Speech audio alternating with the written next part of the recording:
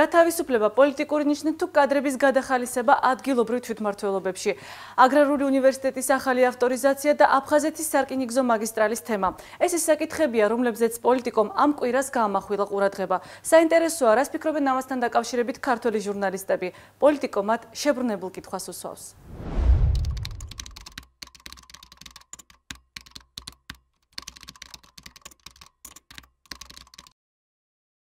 შეიძლება ყოველი ხელისუფლების ცვლილების შემდეგ რაღაც საშუალო და დაბალი რგოლის ჩინოვნიკები იცვლებოდნენ და ესე გრძელდებოდეს დაუსრულებლად, იმიტომ რომ წავა ერთი ხელისუფლება, მე მოიყვანს თავის ხალხს, წავა მოვა მეორე ხელისუფლება, ის მოიყვანს თავის ხალხს. პოლიტაქტივისტები არ ნიშნავს, რომ ყველაფერს გაათავისუფლეს ასეთი იყო. ჩვენ ხარ როგორ ვარკვიოთ, ვინ გაათავისუფლეს იმის გამო, რომ ის იყო რაღაც დანაშაულს ჩადიოდა ან ხალხს ატერორებდა ან აშინებდა არჩევნების წინ, თუ იმის გამო, რომ უბრალოდ ვიღაცას თვალში არ მოუვიდა და ან ვიღაცას უნდა საკუთარი ნათესავის მოყვანა. აქ მარტო გათავისუფლებები კი არ არის პრობლემა. პრობლემა არის როგორ აყავთ ახალი თანამშრომლები სამსახურში. რამდენადაც ცნობილია, ისინი კონკურსებით უნდა აყავდეთ და დღეს ვიცით, რომ კონკურსები საერთოდ არ ტარდება. ეს არასამთავრობოების დასკვნებში ეს წერია და იქ რაღაც გამოინაცხავთ, თითქოს დროებით აყავთ სამსახურში ასეთი ფორმა, რომელსაც კონკურსი არ სჭირდება და ეს კიდევ მეორე მახინჯი ფორმაა, იმიტომ რომ თუ არის კონკურსი, უნდა იყოს კონკურსი. და ჩვენ ისევ შეიძლება ხან ნეპოტიზმამდე და ნათესაობით და ნასობობით აყვანამდე მივიდეთ. რომ იყოს სასამართლო ვერანაირი ხელისუფლება ვერავის ვერაფერს ვერ დააკლებს, როდესაც არსებობს ქვეყანაში სასამართლო. სასამართლოში მიღებული გადაწყვეტილება უფრო ძლიერია, ვიდრე პრემიერ-მინისტრის, პრეზიდენტის ან ნებისმიერი ადამიანის გადაწყვეტილება. და ასევე თვითმმართველობის რეალური დამოუკიდებლობა რო ყოფილიყო, ის ადამიანები, ვინც იქ მუშაობენ, რომ ყოფილიყვნენ არა დანიშნულები, არამედ არჩეულები, მაშინაც მე ეჭვმეპარება, რომ მათი სამსახურიდან გათავისუფლება ესე მარტივად მოხდებოდა. ჩვენ ნამდვილად არ ვიცით ახლა ახალი ხელისუფლების დანიშნულ მოხელეებს, საშუალო და დაბალი რგოლის თანამშრომლებს რა კვალიფიკაცია აქვთ. ალბათ მაინც იმიტომ თანხმდებიან ამ ტოტალურად განცხადების წერას, რომ სუსტი წარმოდგენა აქვთ და ნაკლები ცოდნა აქვთ კანონთა შესახებ. იმიტომ რომ აიძულო ადამიანი დაწეროს განცხადება, ხო? ეს ერთია და მეორეა შენ თვითონ დათანხმდე ამას. შენ შეგიძლია გაუწიო წინააღმდეგობა. და კითხო საკუთარ თავს. რას მიზანს ახლა მე ეს განცხადება ვარ დავწერო. კი ბატონო, გამეწყვეტოს კონტრაქტი მაშინ გამათავისუფლოს და მაშინ მე ვიდავებ სასამართლოს ძალით. აი ამას რატო არიდებენ თავს არ მესმის. ბავშვი ხო ყოფილხართ საბავშვო მაღაზიაში ხო შევხართ სათამაშოების მაღაზიაში. ყველაფერი გინდა, ესეც გინდა, ისიც გინდა, თელი მაღაზია გინდა წამოიო. ასევე დაახლოებით ეს ახალი ხელისუფლება. დიდი ხანი არ იყვნენ ხელისუფლებაში, დიდი ხანი უნდათ ხელისუფლებაში მოსვლა, ახლა უნდათ ყველაფერი. აღმასრულებელი ხელისუფლებაც უნდა საკანონმდებლოც, ადგილობრივიც, ცენტრალურიც ეს შტოც ყველაფერი უნდა სასამართლო ხელისუფლება. ამიტომ არ არის გასაკვირი, რომ ამისთვის მუშაობენ. პრობლემა ის არის, რომ არსებობს ამის პრევენციის მექანიზმი. რომ საპარლამენტო არჩევნებში გამარჯვება ნიშნავს ყველა არჩევნებში გამარჯვებას, ადგილობრივ არჩევნებში გამარჯვება, პრეზიდენტის ჩამოქვეითებას და ყველაფერს სხვას. რაგები ძინავიანიშვილს მიაჩნია, რომ პირველი პირი ის არის სახელმწიფოსი, როგორც უთქვამს, ეს კიდევ ერთხელ ამბობ, ლოგიკურია, თუმცა კონსტიტუციის მხრივ თუ შევხედავ და საქართველოს პერსპექტივის პოზიციიდან თუ შევხედავ, ეს რა თქმა უნდა კარგი არ არის.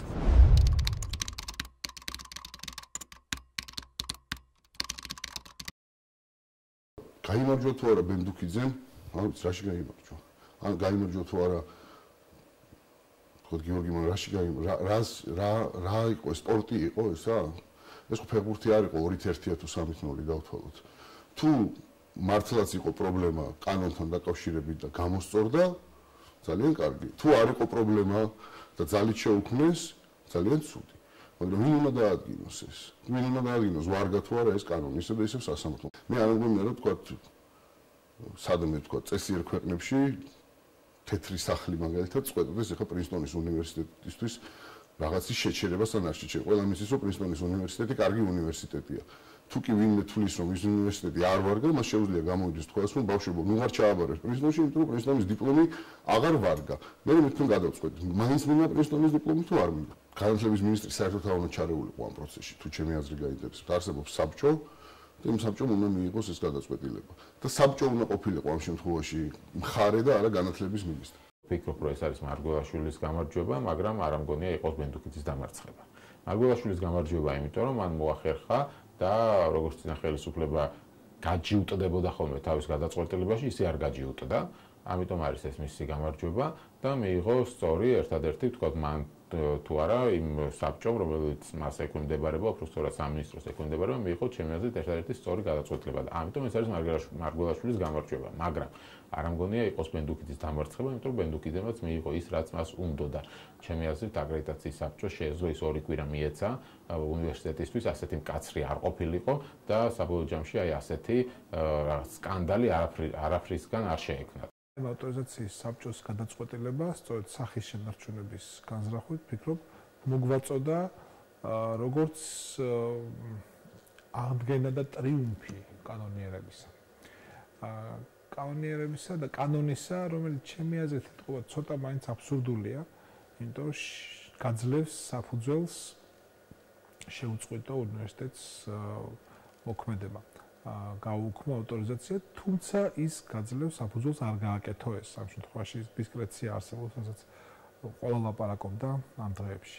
მინისტრი არ ვიცი რას მიხვდა, ფაქტია რომ რაღაცას მიხვდა, ნამდვილად რაღაცა გაიაზრა და მიიღო გადაწყვეტილება ისე, რომ ცდილობდა შეენარჩუნებინა სახე სახელმწიფო მოხელისა, რომლის ვალდებულება არის პოლიტიკის წარმართვაც და კანონის აღსრულებაც. მე ყველაზე ძალიან მომეწონა ფრაზა რომ ბენდუკიძე რაღაცას ჩაეტია. ეს უკვე დიდი კომპლიმენტი იყო ბატონ ბენდუკიძისთვის. საერთოდ მე ვერ გავიგე მოტივი რატომ ჩამოართვეს ავტორიზაცია და შემდეგ რატომ აღუდგინეს.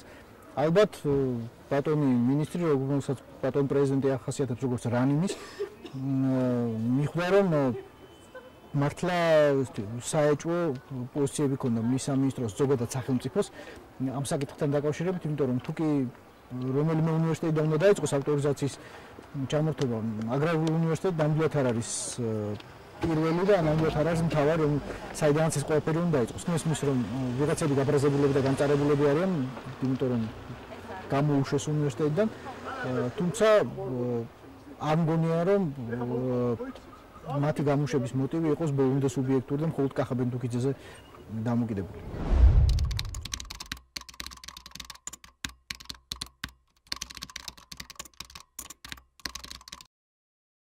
მატარებელი იქით უნდა დადიოდეს. რაც შეეხება რა პირობები და ასე შემდეგ, უნდა აღვიხსნან ესეც, რომ ამ რკინიგზის გახსნას მაგალითად ჭირდება აფხაზეთის ცნობა დამოუკიდებელ სახელმწიფოს. ამ შემთხვევაში ეს მიუღებელია. არ ჭირდება ჩვენ შეგვიძლია რაღაცნაირი სხვანაირი ფორმა ვიპოვოთ, რომელიც იმათვისაც მისაღებია, ჩვენთვისაც მისაღებია, ყველასთვის მისაღებია. მაშინ კარგია. და ასე შემდეგ, ეს ყველაფერი უნდა იყოს ძალიან მსჯელობის საგანი.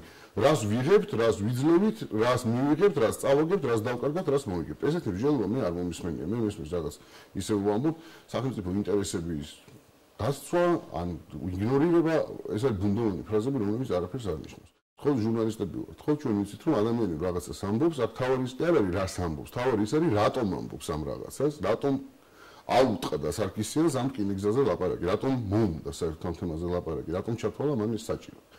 ამის ანალიზი ჩემთვის ძალიან რთულია. ჩვენ მარტივად უნდა ვიმოქმედოთ სომხეთს რასაც ყოფს გასაგებია.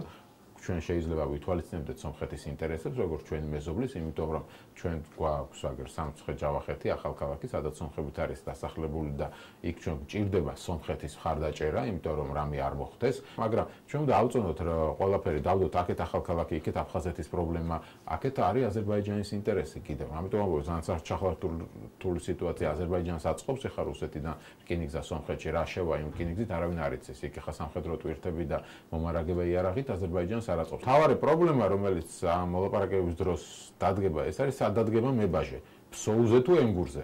ბუნებრივია ქართული მხარე იმას, რომ ეხა მებაჟე დადგეს ენგურზე, ვერ დაუშვებს. ეს ნიშნავს, რომ შენ ფაქტობრივად აღიარე აფხაზეთი, ხო?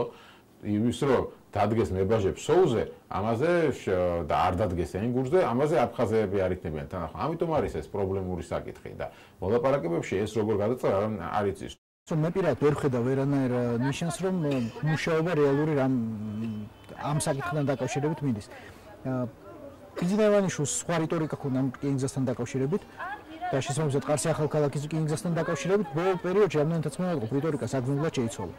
ან აზერბაიჯანში ძალიან გასაგებად და ნათლად აუხსნეს რა ხდება და როგორ ხდება და როგორ ჯობია საქართველოსთვის, არა აზერბაიჯანისთვის, არამედ საქართველოსთვის როგორ ჯობია. ან თავად საქართველოს ხელისუფლებაში მიიღეს გადაწყვეტილება, რომ მოვლენათა დაჩქარება, ხელოვნურად დაჩქარება უბრალოდ არ ვიცი. ბაქო ამ ხრივ მარტო არ არის.